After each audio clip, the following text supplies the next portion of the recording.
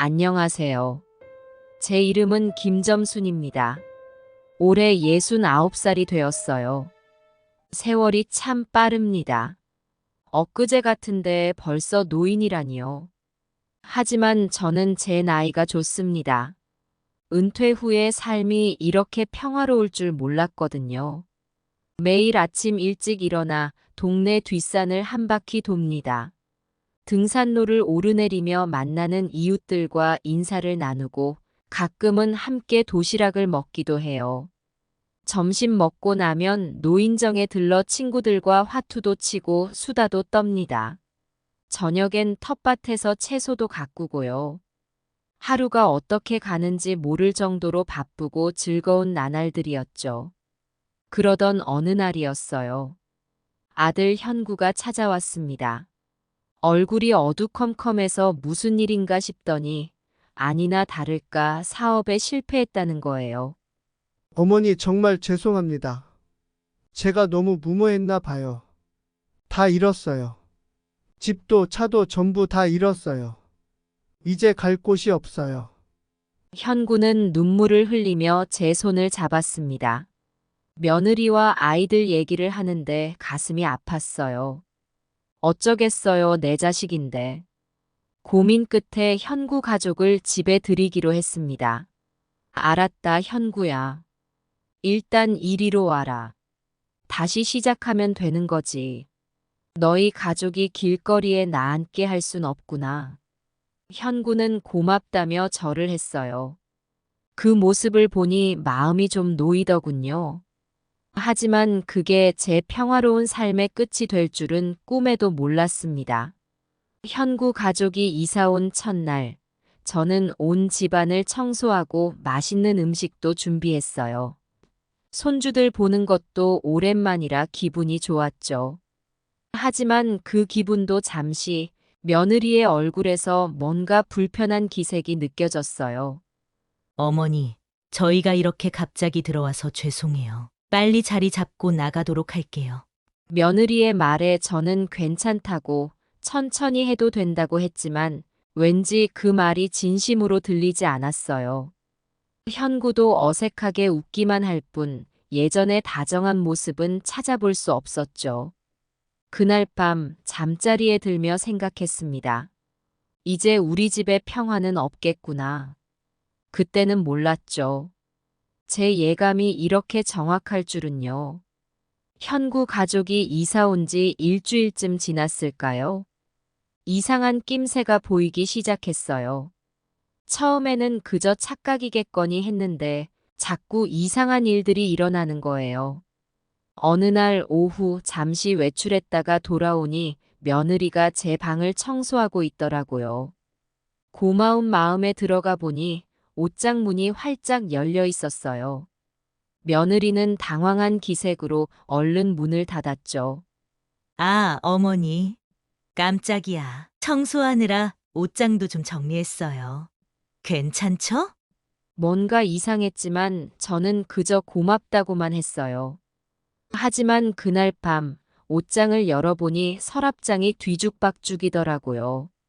제가 항상 숨겨두던 통장도 조금 위치가 바뀌어 있었어요.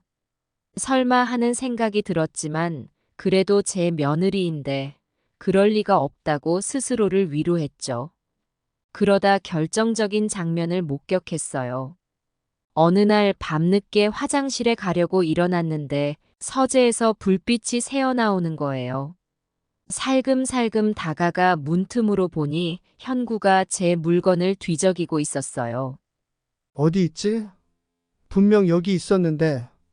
현구의 중얼거림에 저는 그만 숨이 멎는 줄 알았어요. 내 아들이 내 물건을 뒤지고 있다니. 믿기지 않았습니다. 그 후로 저는 잠을 이루지 못했어요. 아들과 며느리를 의심하는 제 자신이 미웠지만 한편으로는 그들의 행동이 너무나 명확했거든요. 며칠 뒤 저는 우연히 현구 부부의 대화를 듣게 되었어요. 부엌에서 설거지를 하고 있는데 안방에서 들려오는 소리였죠.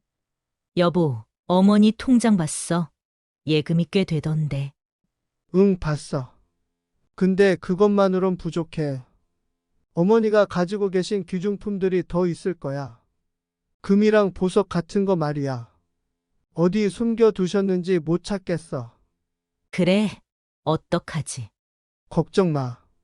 내가 잘 구슬려서 당신한테 다 드리게 할게.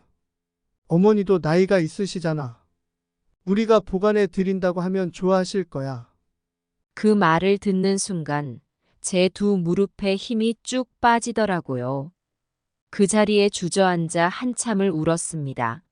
내가 지금까지 뭘 하고 있었나 싶었어요. 내 자식들을 어떻게 키웠길래 이런 생각을 할까 자책도 했고요. 귀중품이라고 해봤자 제 어머니께 물려받은 몇 가지 장신구들 뿐인데 그것마저 노리고 있다니 가슴이 아팠어요. 그 물건들은 돈으로 따질 수 없는 추억이 담긴 소중한 것들인데 말이에요. 그날 밤 저는 결심했어요. 더 이상 눈 감고 있을 순 없다고요. 하지만 어떻게 해야 할지 그건 아직 모르겠더라고요. 설마 정말 그럴까 하는 생각도 들었고요. 제가 잘못 들은 걸 수도 있으니까요. 그렇게 며칠을 고민하다 보니 딸 지연이의 생일이 다가왔어요. 지연이는 시집을 잘 갔어요.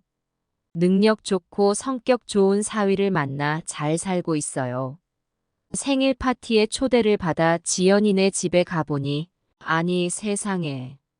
그 집 크기가 어찌나 큰지 처음에는 길을 잘못 왔나 싶더라고요. 어머, 어머니, 어서 오세요. 지연이가 반갑게 맞아주었어요. 손주들도 달려와 안기는데 가슴이 뭉클해지더라고요. 파티는 정말 호화로웠어요.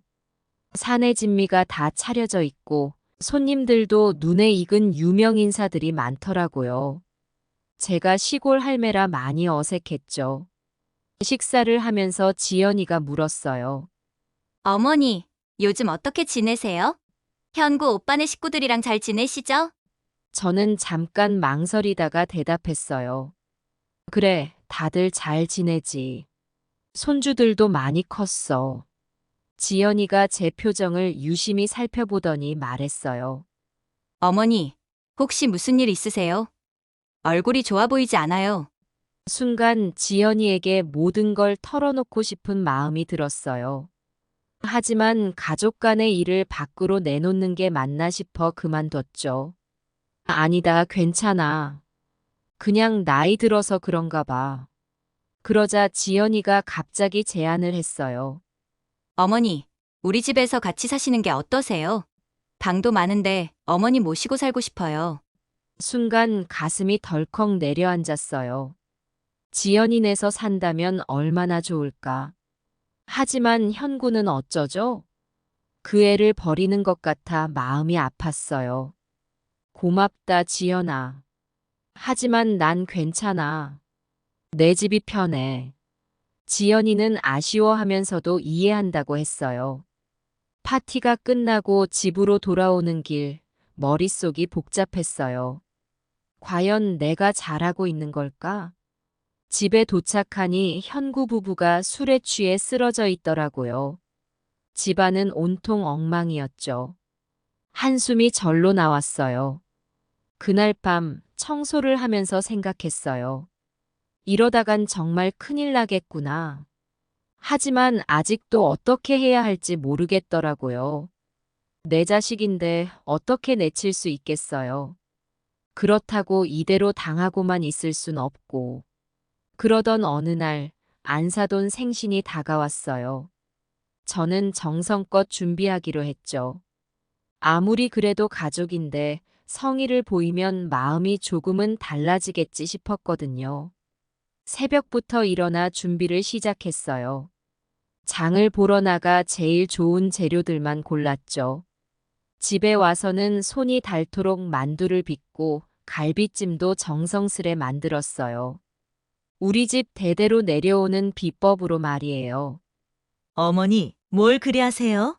그냥 사가면 되는데, 예. 며느리가 주방에 들어와 한마디 하더라고요. 저는 미소 지으며 대답했죠. 괜찮아. 이거 가져가면 좋아하실걸? 며느리는 고개를 절레절레 흔들며 나갔어요. 서운했지만 저는 계속 음식을 만들었죠. 드디어 모든 준비를 마쳤을 때 현구 부부가 나설 채비를 하고 있더라고요. 어머니, 저희 다녀오겠습니다. 근데 음식은? 아, 저희가 미리 예약해 놓은 레스토랑이 있어서요. 어머니가 만드신 건 저희가 먹을게요. 그 말을 듣는 순간 가슴이 철렁 내려앉았어요. 하루 종일 준비한 음식들이 눈앞에서 아무 의미 없어지는 것 같았죠. 그래도 조금만 가져가지 그러니 내가 정성껏 만들었는데. 현구가 마지못해 갈비찜 조금을 도시락통에 담았어요. 알겠어요, 어머니. 저희 가볼게요. 문이 닫히고 저는 그 자리에 주저앉아 한참을 울었어요. 내 마음을 몰라주는 것도 서러운데 이렇게 무시당하니 정말 참을 수가 없더라고요. 몇 시간 후 현구 부부가 돌아왔어요. 기분이 좋아 보이더라고요. 어머니 다녀왔습니다. 음식 맛있게 드셨어요? 저는 억지로 미소 지으며 대답했죠. 그래, 맛있었단다. 그때 며느리가 말했어요. 아, 맞다. 어머니가 만든 갈비찜 어머님이 정말 좋아하시더라고요. 시골 할머니 음식 같아서 좋다고 하시면서요. 그 말에 현구가 킥킥 웃더라고요. 그러게요. 요즘 시대에 이런 음식 어디서 먹어보겠어요? 둘이서 깔깔대며 웃는 모습을 보는데 눈물이 났어요. 억지로 참으며 말했죠. 그래, 좋아하셨다니 다행이구나. 방으로 들어와 문을 닫고 나서야 눈물을 펑펑 쏟았어요. 내가 왜 이렇게 살아야 하나 싶더라고요. 제 69번째 생일이 다가왔어요. 솔직히 말해서 별 기대는 없었어요. 현구 부부의 태도를 보면 뭘 바랄 수가 있겠어요? 그런데 아침부터 의외의 손님이 찾아왔어요. 지연이가 가족들을 데리고 온 거예요. 어머니, 생신 축하드려요. 지연이가 활짝 웃으며 꽃다발을 내밀었어요. 손주들도 달려와 안겼죠.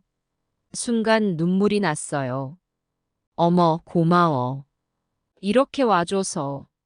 현구 부부는 당황한 기색이 역력했어요. 아마 지연이가 올 줄 몰랐나 봐요.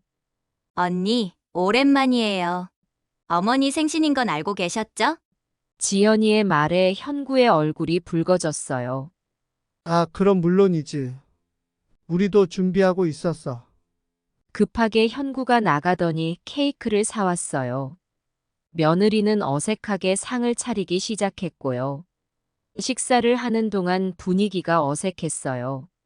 지연이는 계속 저에게 관심을 보이며 이것저것 물어봤죠. 어머니, 요새 건강은 어떠세요? 잘 지내시죠? 그래, 잘 지낸다. 너희들 덕분에. 말은 그렇게 했지만 가슴 한구석이 아팠어요. 식사가 끝나갈 무렵 지연이가 선물을 건넸어요. 어머니, 이거 받으세요. 제가 정성껏 골랐어요. 상자를 열어보니 아름다운 목걸이가 들어있더라고요. 어머, 이렇게 비싼 걸 어떡해. 괜찮아요, 어머니. 어머니께 항상 감사드리고 싶었거든요. 그 말에 현구 부부의 얼굴이 굳어지는 게 보였어요. 아마 제 재산이 지연이에게 갈까봐 걱정하는 것 같았죠. 그때였어요. 현구가 와인을 따르다가 그만 테이블보에 엎질렀어요. 아이고, 어쩌나. 내가 치울게. 제가 일어나 치우려는데 발이 미끄러져 넘어지고 말았어요. 어머니, 지연이가 놀라서 달려왔어요. 하지만 현구 부부는 그저 서 있기만 하더라고요. 괜찮아, 괜찮아. 내가 조심했어야 했는데. 저는 아픔을 참으며 일어났어요. 지연이가 걱정스러운 눈으로 바라보는데 현구 부부는 짜증 섞인 표정을 짓고 있었죠. 어머니, 조심 좀 하세요. 이제 나이가 있으신데. 며느리의 말에 가슴이 찔렸어요. 그래, 난 이제 늙은이니까. 그날 밤 혼자 방에 누워 생각에 잠겼어요. 내 생일인데 왜 이렇게 서글픈지. 문득 영감님 생각이 나더라고요. 영감님이 살아계셨다면 이런 일은 없었을 텐데. 잠들기 전 문득 깨달았어요. 이대로는 안 된다고. 뭔가 변화가 필요하다고. 하지만 그 변화가 무엇일지 아직은 알 수 없었죠. 생일이 지나고 며칠 후, 저는 우연히 충격적인 대화를 듣게 되었어요. 그날도 평소처럼 저녁 식사 준비를 하고 있었죠. 부엌에서 설거지를 하는데 안방에서 현구 부부의 목소리가 들려왔어요. 처음에는 별 신경 안 썼는데 이상하게 낮은 목소리로 뭔가를 속삭이는 것 같았어요. 귀를 기울여 보니 며느리의 목소리가 들리더라고요. 여보, 어머니 금반지 봤어? 꽤 감나가 보이던데. 순간 손에 들고 있던 그릇을 떨어뜨릴 뻔했어요. 내 금반지를 왜 봤다는 거지? 가슴이 쿵쾅거리기 시작했어요. 응, 봤어. 근데 그것만으론 부족해. 어머니 귀중품 분명히 더 있어. 어머니 장롱 어딘가에 숨겨두셨을 텐데 못 찾겠네. 현구의 대답에 저는 그만 숨이 멎는 줄 알았어요. 내 아들이, 내 며느리가 내 귀중품을 뒤지고 있었다니, 저번에 그게 진짜였네요. 그래? 어떡하지? 며느리의 말에 현구가 대답했어요. 기다려봐. 내가 더 찾아볼게. 어머니 서류들이랑 같이. 그 말을 듣는 순간 온몸에 힘이 빠지는 것 같았어요. 그릇을 떨어뜨리고 말았죠. 그 소리에 현구 부부가 부엌으로 달려왔어요. 어머니 괜찮으세요? 무슨 일이에요? 현구가 걱정스러운 듯 물었지만 그의 눈빛은 어딘가 불안해 보였어요. 며느리는 급하게 그릇 조각을 주워 담기 시작했고요. 아니다. 그릇을 떨어뜨렸네. 내가 치울게. 겨우 이 말을 하고 그릇 조각을 주워 담기 시작했어요. 손이 떨려서 제대로 집을 수가 없었어요. 어머니, 제가 할게요. 다치실라. 며느리가 제 손에서 그릇 조각을 가져갔어요. 그 순간 며느리와 눈이 마주쳤는데 왠지 며느리의 눈빛이 달라 보이더라고요. 마치 제가 뭔가를 들었을까봐 두려워하는 것 같았어요. 괜찮아. 내가 할 수 있어. 힘겹게 이 말을 하고 그릇 조각을 주워 담았어요. 현구 부부는 어색한 표정으로 서 있다가 천천히 물러갔죠. 그날 밤 잠을 이루지 못했어요. 머릿속에서 현구 부부의 대화가 계속 맴돌았거든요. 내가 지금까지 뭘 하고 있었나 하는 생각이 들었어요. 저는 일단 귀중품을 아들 며느리가 못 찾는 곳에 꼭꼭 숨겨놓았습니다. 다음 날 아침 거울을 보는데 눈가에 주름이 더 깊어진 것 같았어요. 한숨이 절로 나왔죠. 식탁에 앉아 아침을 먹는데 현구가 물었어요. 어머니 어제 많이 피곤하셨나 봐요. 얼굴색이 안 좋으세요. 저는 억지로 미소 지으며 대답했어요. 아니야, 괜찮아. 그냥 나이 든 거지. 그 말에 현구 부부가 서로 눈짓을 주고받는 게 보였어요. 마치 잘 됐다는 듯한 표정이었죠. 그 모습을 보는 순간 가슴이 찢어지는 것 같았어요. 식사를 마치고 설거지를 하는데 현구가 다가왔어요. 어머니 실은 드릴 말씀이 있어요. 그래, 말해보렴. 저희가 어머니 재산을 좀 관리해 드리면 어떨까 해요. 어머니 연세도 있으시고. 순간 숨이 막히는 것 같았어요. 어제 들은 대화가 현실이 되어 눈앞에 펼쳐지고 있었거든요. 왜 그런 생각을 하게 된 거니? 아니, 그냥 어머니 건강도 좀 안 좋으신 것 같고 저희가 도와드리고 싶어서요. 현구의 말에 가슴이 아팠어요. 내 아들의 입에서 이런 말이 나오다니. 알았다, 현구야. 하지만 지금은 아니야. 내가 아직은 정정하니까. 현구의 얼굴에 실망감이 스쳐 지나갔어요. 그 모습을 보는 순간 결심했어요. 이대로는 안 되겠다고. 뭔가 해야겠다고. 그날 오후 지연이에게 전화를 걸었어요. 지연아, 엄마다. 시간 되면 좀 만나자. 할 얘기가 있어. 전화를 끊고 나니 심장이 쿵쾅거리더라고요. 이제 와서 지연이에게 이런 얘기를 해도 되는 걸까 망설여졌어요. 하지만 이대로 가만히 있을 순 없었죠. 이제 와서 후회해봤자 소용없어. 내 인생은 내가 지켜야 해. 그렇게 마음을 다잡으며 저는 지연이를 만날 준비를 했어요. 이제 무언가 변화가 필요한 때라는 걸 깨달았거든요. 그러다 추석이 다가왔어요. 명절이면 온 가족이 모이는 법이지만 이번엔 왠지 마음이 무거웠어요. 그래도 귀한 손주들 얼굴도 보고 싶고 해서 아침부터 부산하게 움직였죠. 새벽 5시 알람 소리에 눈을 떴어요. 몸은 피곤했지만 할 일이 많아 억지로 일어났죠. 부엌에 들어서니 어젯밤 설거지해 놓은 그릇들이 반짝이며 저를 반겼어요. 아이고, 늙었다고 첫 새벽부터 이러고 있으니. 혼잣말을 하며 앞치마를 둘렀어요. 명절 음식 준비는 힘들지만 가족들이 맛있게 먹는 모습을 상상하며 힘을 냈죠. 제사 음식부터 시작했어요. 갈비찜, 전, 나물. 하나하나 정성을 다해 만들었어요. 손주들 선물도 챙기고 시간 가는 줄 모르고 일했네요. 어머니, 저희가 뭐 좀 도와드릴까요? 어느새 일어난 현구 부부가 주방에 들어왔어요. 아니야, 괜찮아. 내가 할 수 있어. 에이, 그래도 도와드려야죠. 어머니 연세가 있으신데. 며느리의 말에 가슴이 찔렸어요. 그래, 난 이제 늙은이니까. 하지만 겉으로는 미소 지으며 대답했어요. 고마워. 그럼 저기 나물 좀 묻혀주렴. 네. 근데 나물은 어머니밖에 안 드시잖아요. 그래. 그래서 조금만 샀어. 며느리가 나물을 묻히는 동안 현구는 어색하게 서 있다가 말했어요. 어머니 곧 지연이네도 올 거예요. 방 정리는 제가 할게요. 그래, 고맙다. 현구가 방을 정리하러 간 사이 저는 며느리와 단둘이 있게 됐어요. 어색한 침묵이 흘렀죠. 어머니, 요새 건강은 어떠세요? 그래, 늙은이가 그러려니 하지.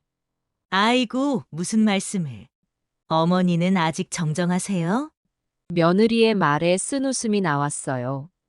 얼마 전까지만 해도 내 재산을 노리던 사람이 갑자기 이렇게 다정한 척 하는 게 가소로웠거든요. 잠시 후 지연이네 가족이 도착했어요. 손주들이 달려와 안기는데 눈물이 날 것 같더라고요. 할머니, 보고 싶었어요. 그래, 할미도 보고 싶었단다. 지연이가 제 얼굴을 유심히 바라보더니 걱정스레 물었어요. 어머니, 얼굴색이 안 좋아 보여요. 무슨 일 있으세요? 순간 모든 걸 털어놓고 싶은 마음이 들었어요. 하지만 명절인데 분위기 흐리고 싶지 않아 참았죠. 아니야, 괜찮아.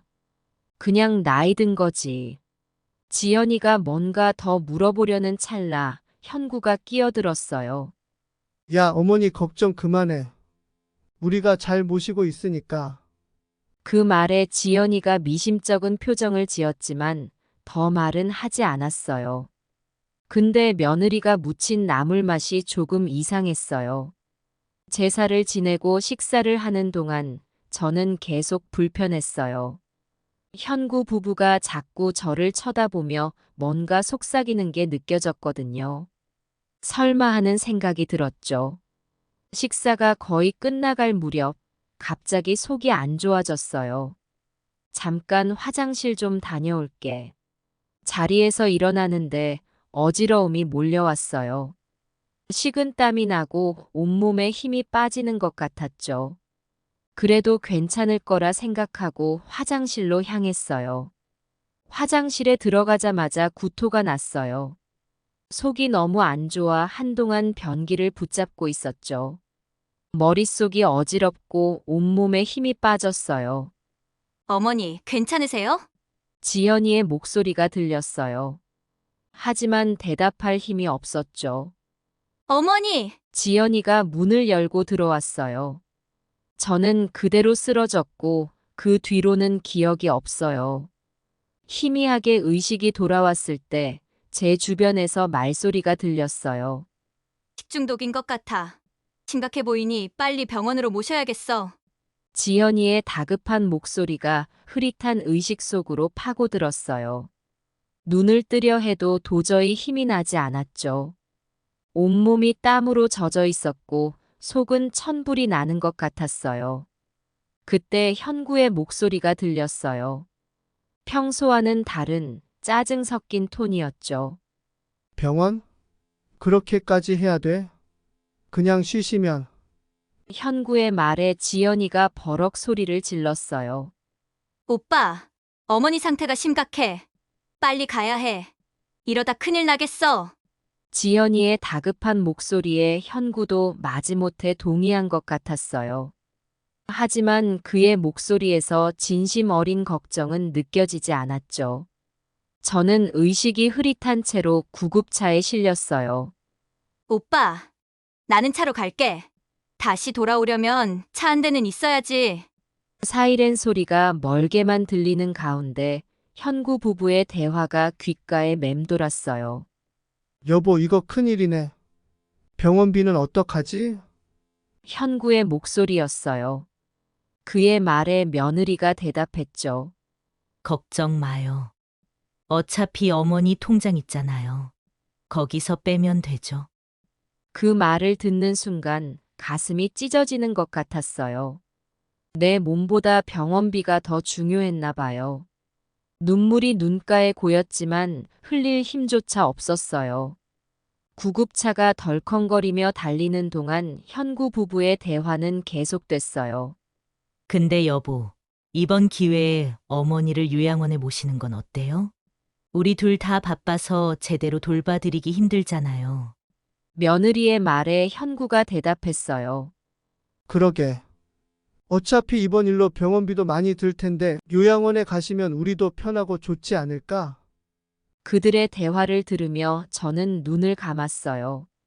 아들과 며느리의 말 한마디 한마디가 비수가 되어 가슴을 파고들었죠.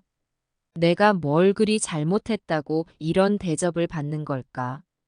병원에 도착해서 응급실로 들어갔어요.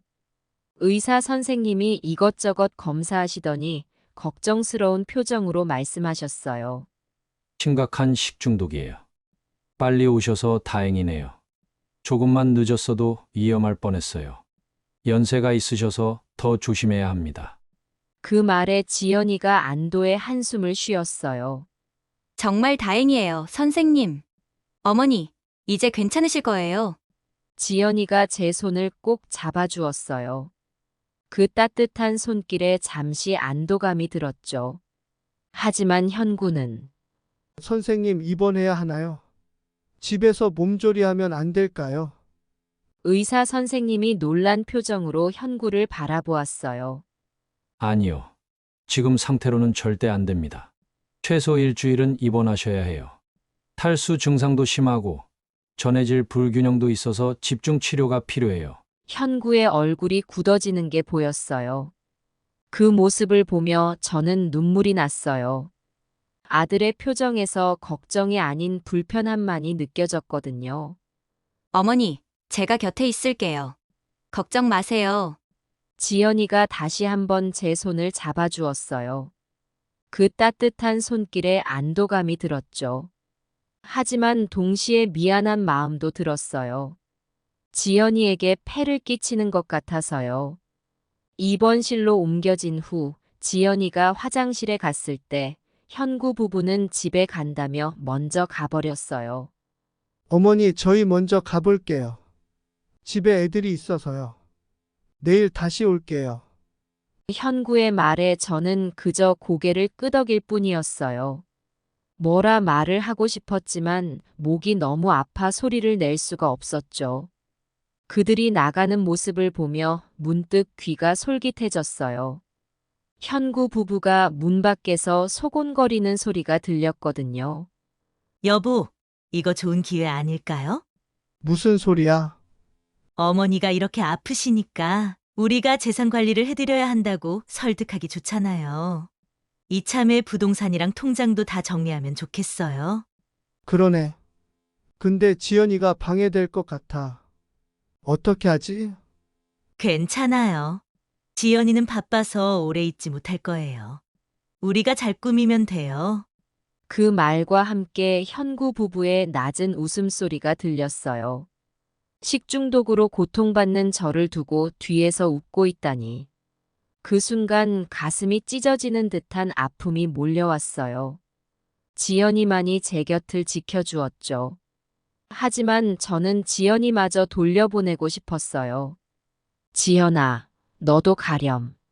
애들도 있을 텐데. 아니에요, 어머니. 제가 있을게요. 남편 있잖아요.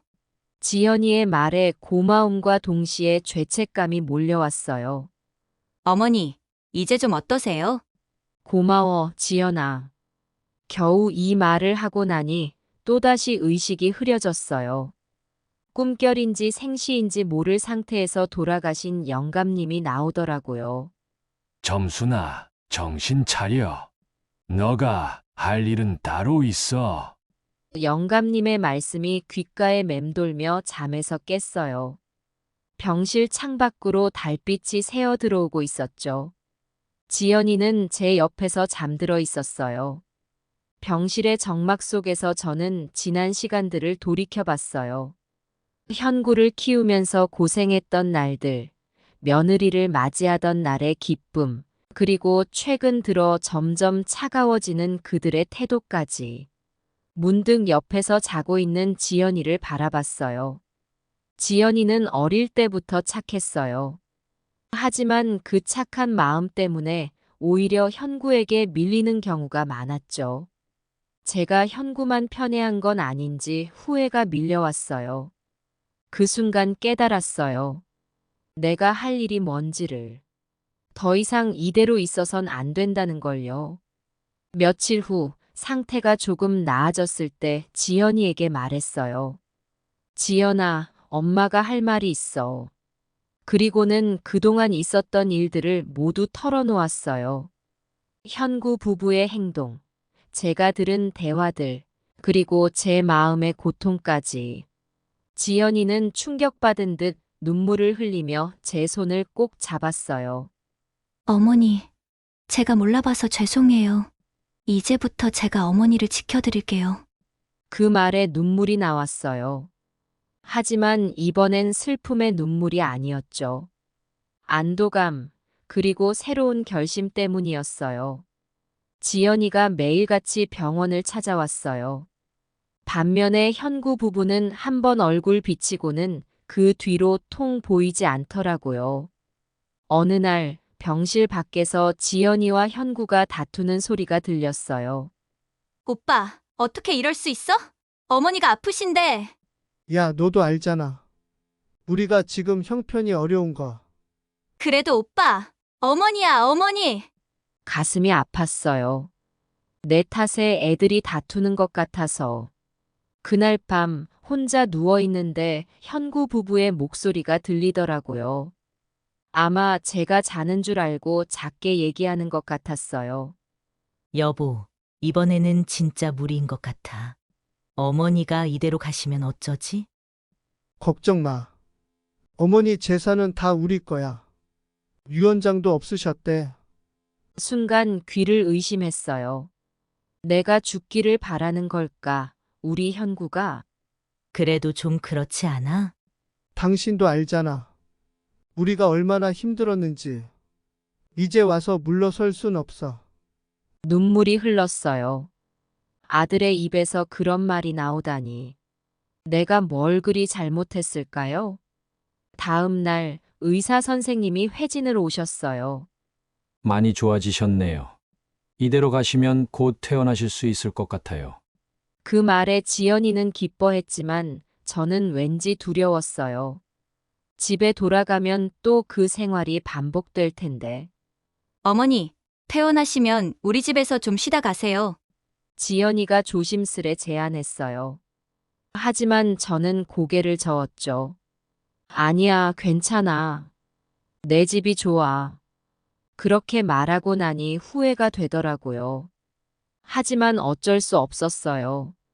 현구를 두고 갈 순 없잖아요. 퇴원 날이 다가올수록 저는 결심을 굳혔어요. 이대로는 안 된다고. 뭔가 변화가 필요하다고. 퇴원 전날 밤 간호사 선생님이 제 옆에 앉아 이야기를 나눴어요. 할머니, 이제 집에 가세요. 근데 꼭 기억하세요. 할머니 인생은 할머니 거예요. 아무도 대신 살아줄 수 없어요. 그 말이 가슴에 와닿았어요. 그래요. 내 인생은 내 거예요. 이제는 내가 선택할 때예요. 다음 날 아침 퇴원 수속을 밟으며 제 마음도 단단해졌어요. 이제 더 이상 누구의 눈치도 안 볼 거예요. 내 인생의 주인공은 바로 나니까요. 퇴원하고 집으로 돌아왔어요. 현구 부부가 마중 나왔지만 뭔가 어색한 기운이 감돌더라고요. 어머니 건강해 보이세요? 다행이에요. 며느리의 말에 저는 그저 미소로 답했어요. 이제는 그들의 진심을 알아버렸으니까요. 집에 도착하자마자 현구가 말했어요. 어머니, 저희가 좀 나가봐야 할 것 같아요. 급한 일이 생겼거든요. 그래, 다녀오너라. 그들이 나가자마자 저는 안도의 한숨을 쉬었어요. 혼자 있고 싶었거든요. 하지만 얼마 지나지 않아 이상한 낌새를 느꼈어요. 서재에서 무언가 부스럭거리는 소리가 들리는 거예요. 살금살금 다가가 보니 현구 부부가 또 서류를 뒤지고 있더라고요. 어디 있지? 어머니 부동산 서류가 여기 있어야 하는데. 빨리 찾아.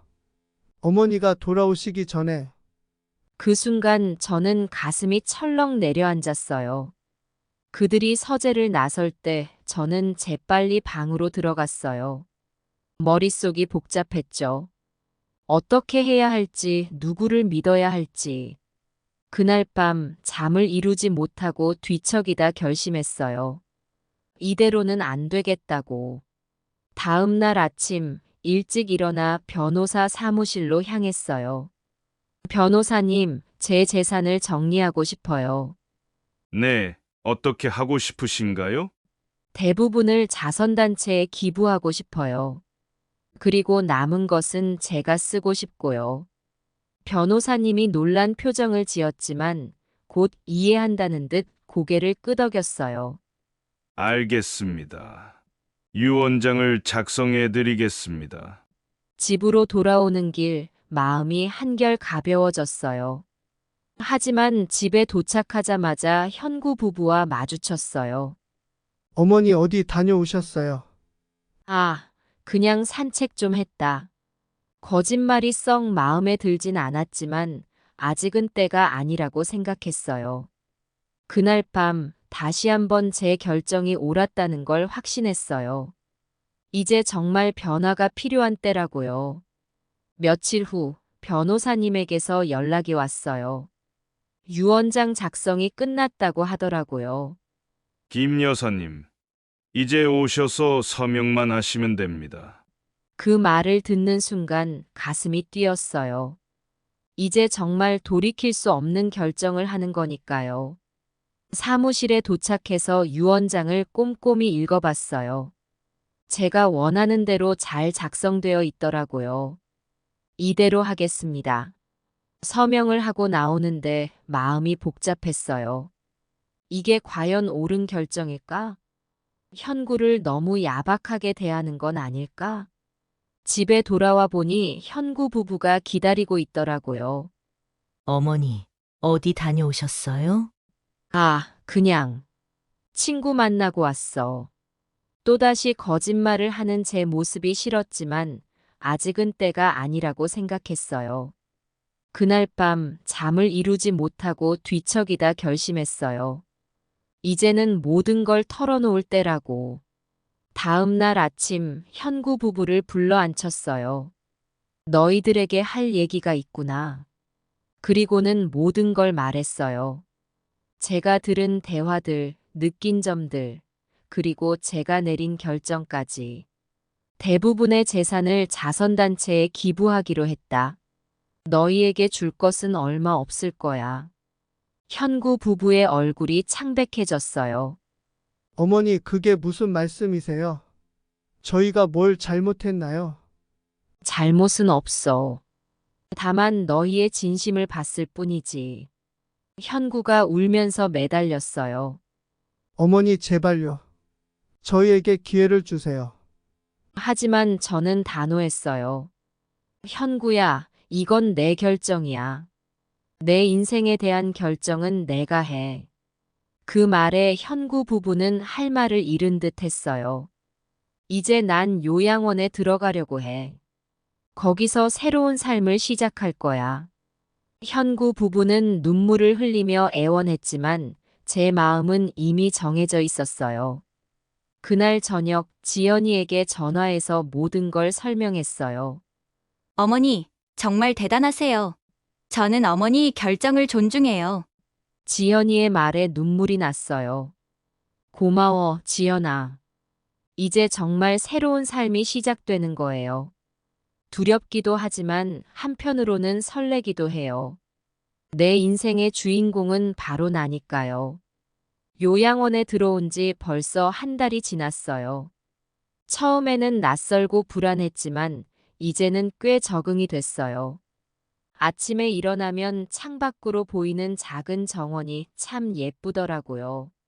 매일 아침 그 풍경을 보는 게 일상의 작은 행복이 되었어요. 김점순 할머니, 오늘 기분은 어떠세요? 간호사 선생님의 상냥한 목소리에 저는 미소 지으며 대답했어요. 덕분에 좋아요.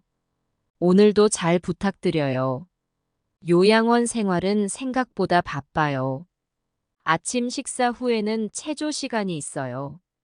처음에는 몸이 뻣뻣해서 힘들었는데 이제는 제법 몸이 부드러워진 것 같아요.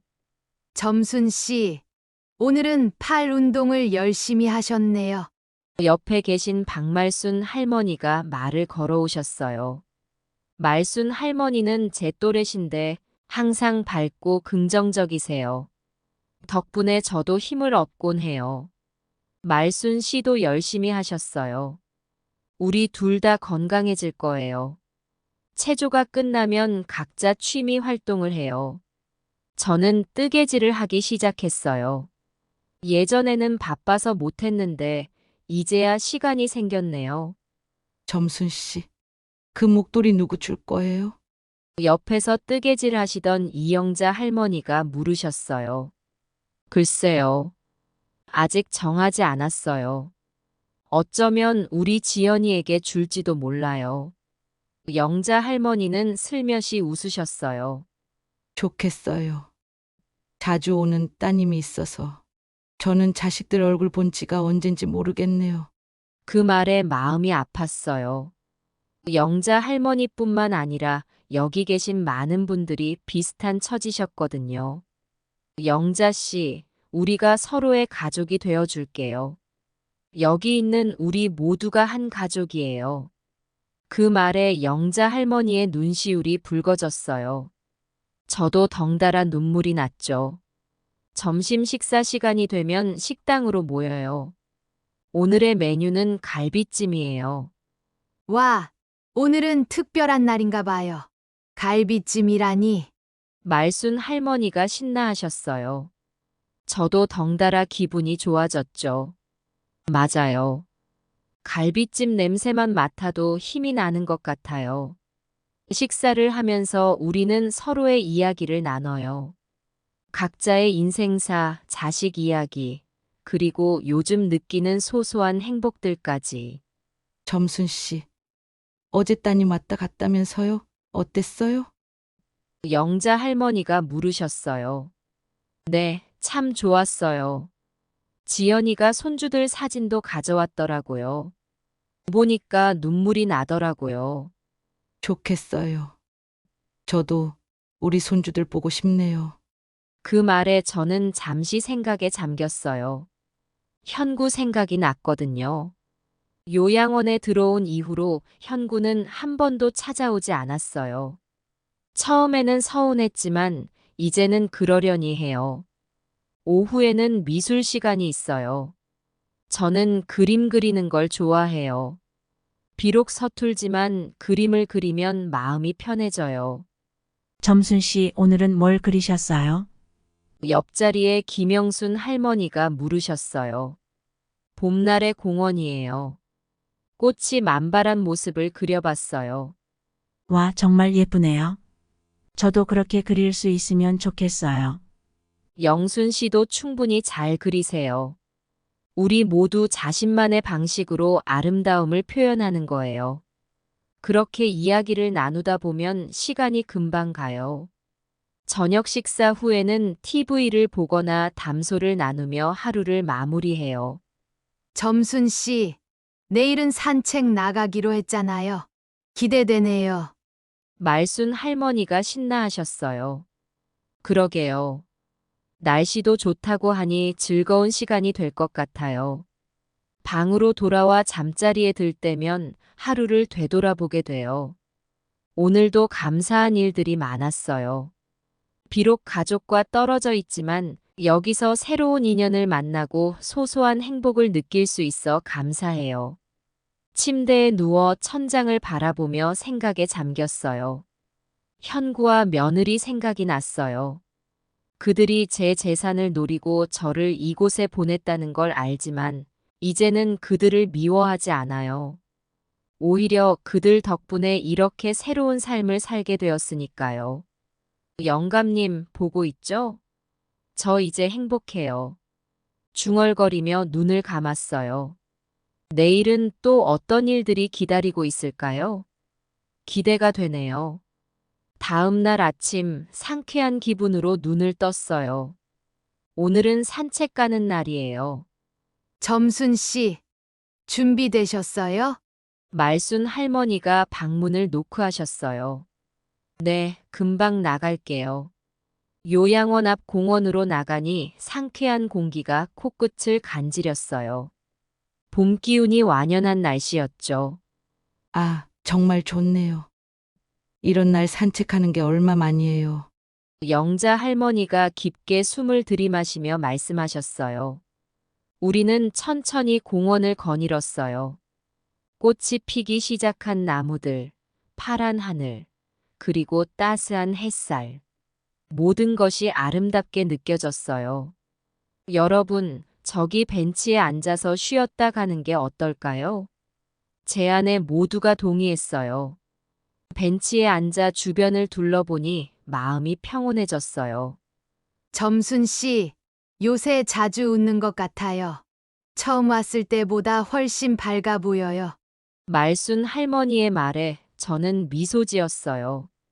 그래요? 저도 모르게 그렇게 됐나 봐요. 여러분과 함께 있으니 행복해요. 우리도 점순 씨 덕분에 힘을 얻어요. 항상 긍정적이시고 따뜻하시잖아요. 영자 할머니의 말에 가슴이 뭉클해졌어요. 고마워요, 여러분. 우리 모두가 서로에게 힘이 되는 것 같아요. 그렇게 이야기를 나누다 보니 어느새 점심시간이 다가왔어요. 요양원으로 돌아가는 길, 우리는 모두 한결 가벼워진 발걸음으로 걸었어요. 오후에는 음악 시간이 있었어요. 선생님이 오셔서 우리에게 노래를 가르쳐 주셨죠.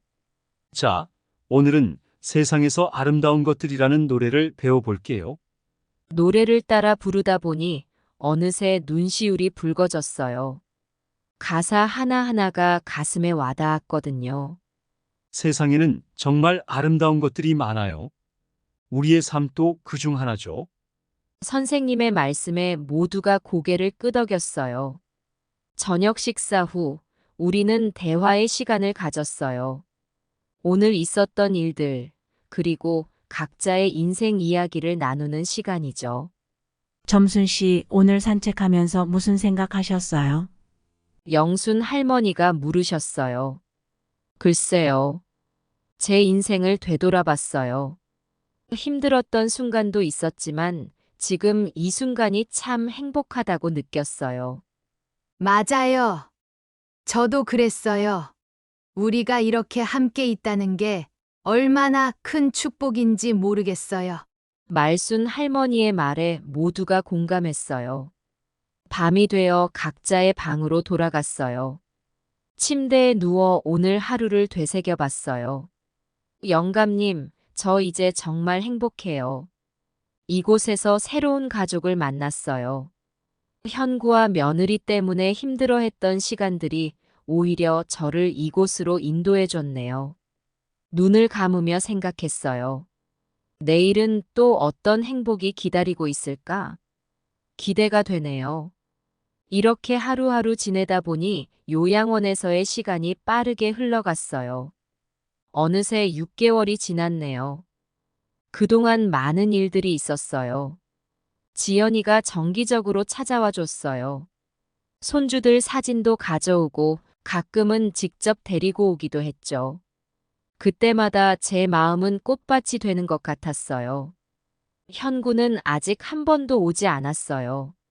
처음에는 서운했지만 이제는 그러려니 해요. 대신 이곳에서 만난 새로운 가족들이 그 빈자리를 채워주고 있어요. 요양원 생활은 제게 많은 것을 가르쳐 줬어요. 나이 들어간다는 것이 꼭 슬픈 일만은 아니라는 것. 새로운 인연을 만나는 기쁨, 그리고 매일 감사할 일을 찾는 행복.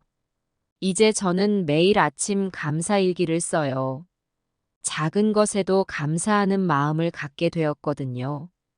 오늘의 일기는 이렇게 끝맺었어요. 오늘도 행복한 하루를 보냈습니다. 함께 웃고 울 수 있는 친구들이 있어 감사합니다. 비록 가족과 떨어져 있지만 이곳에서 새로운 가족을 만났습니다. 영감님, 이제야 진정한 행복이 무엇인지 알게 되었어요. 일기를 쓰고 나니 마음이 편안해졌어요. 창밖을 바라보니 별들이 반짝이고 있었죠. 문득 현구 생각이 났어요. 그 애는 잘 지내고 있을까? 다음 날 아침, 여느 때와 같이 체조로 하루를 시작했어요. 그런데 오늘은 뭔가 분위기가 달랐어요.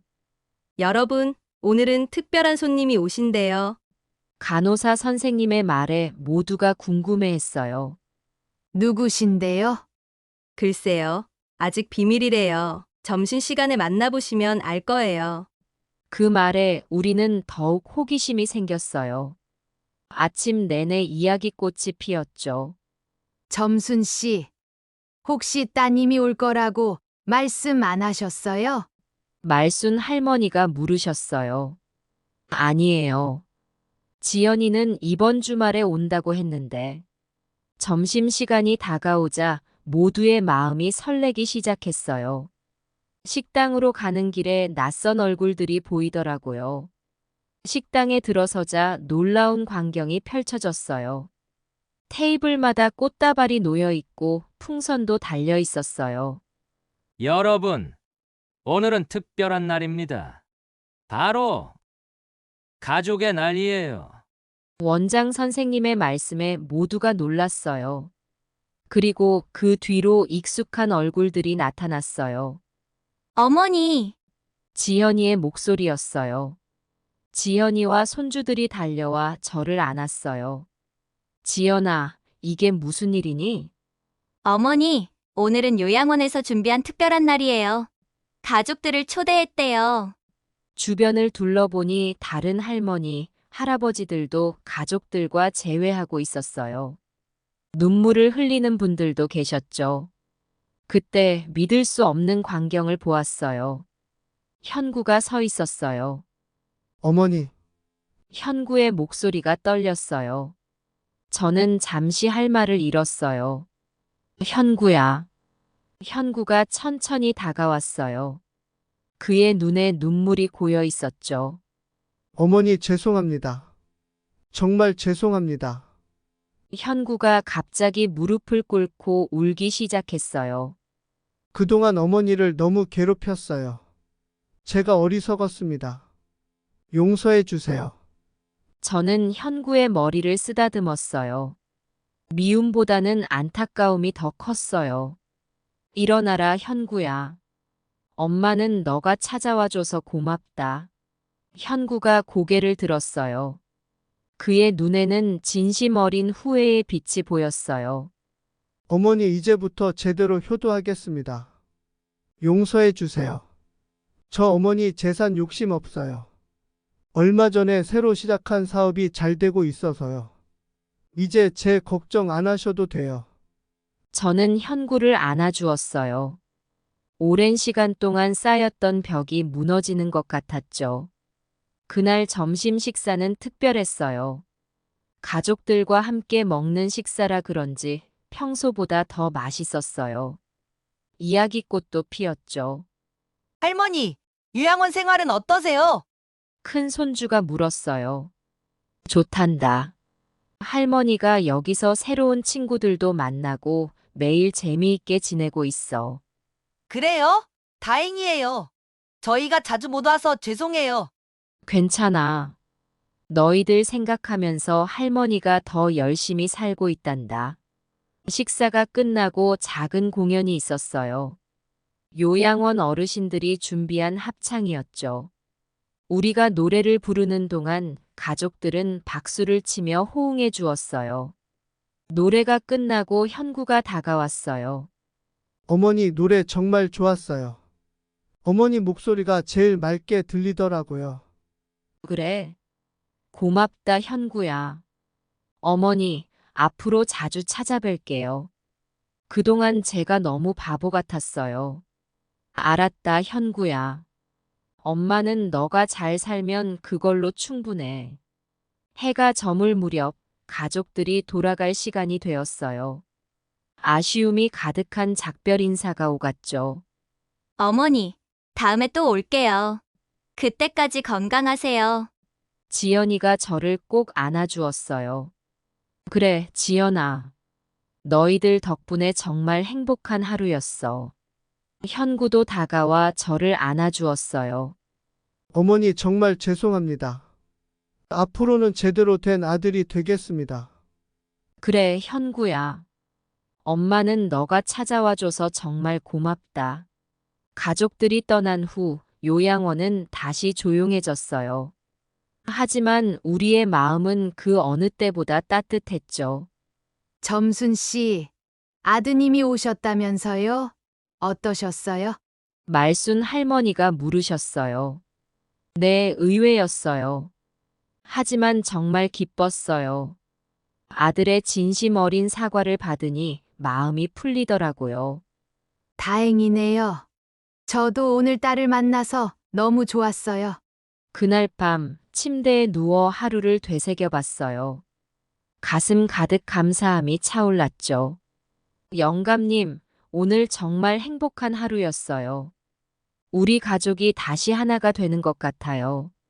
현구도 변화하고 있고요. 이제야 진정한 부자가 된 것 같아요. 눈을 감으며 생각했어요. 앞으로의 날들이 더욱 기대되네요. 비록 요양원에 있지만 이곳에서 새로운 삶의 의미를 찾았으니까요. 이렇게 저의 요양원 생활은 계속되고 있어요. 때로는 힘들 때도 있지만 매일매일이 새로운 축복이에요. 가족의 소중함, 친구들과의 우정, 그리고 나 자신과의 화해. 이 모든 것들을 배우고 있답니다. 인생은 참 알 수 없는 것 같아요. 식중독으로 쓰러져 요양원에 오게 될 줄은 꿈에도 몰랐는데 이곳에서 오히려 제 인생의 꽃을 피우고 있네요. 앞으로 어떤 일들이 기다리고 있을지 모르지만 이제는 두렵지 않아요. 제 곁에는 소중한 사람들이 있으니까요.